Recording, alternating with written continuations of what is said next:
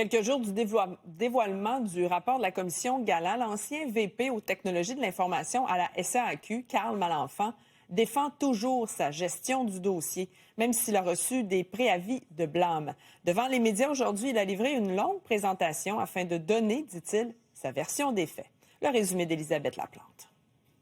Ce préavis de blâme qui totaliserait 48 allégations de mauvaise conduite selon Carl Malenfant, parce que la commission, elle, ne confirme pas ces informations.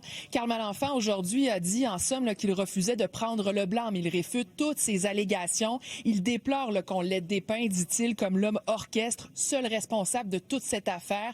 Il a dit que sa vie avait basculé en février 2025 lors du dépôt du rapport de la vérificatrice générale qui faisait état d'environ 500 millions de dollars en dépassement de coûts dans ce grand projet Casa-Saclic. Il continue de dire qu'il n'y a pas eu de fiasco selon lui. Il dit également qu'il n'a rien fait d'illégal. Écoutons-le. Jamais il n'y a personne qui a fait du cash sur le dos de la SAC.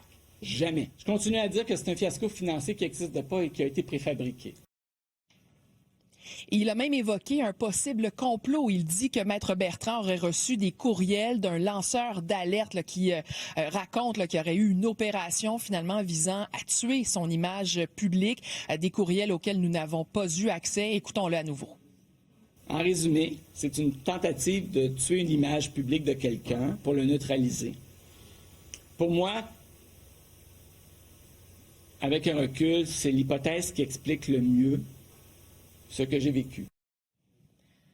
Et rappelons en terminant qu'on ne connaît pas les conclusions de la commission, le commissaire Denis Galland qui avait jusqu'à ce vendredi pour remettre son rapport qui sera présenté lundi à Québec. Élisabeth Laplante, TVA Nouvelles, Montréal.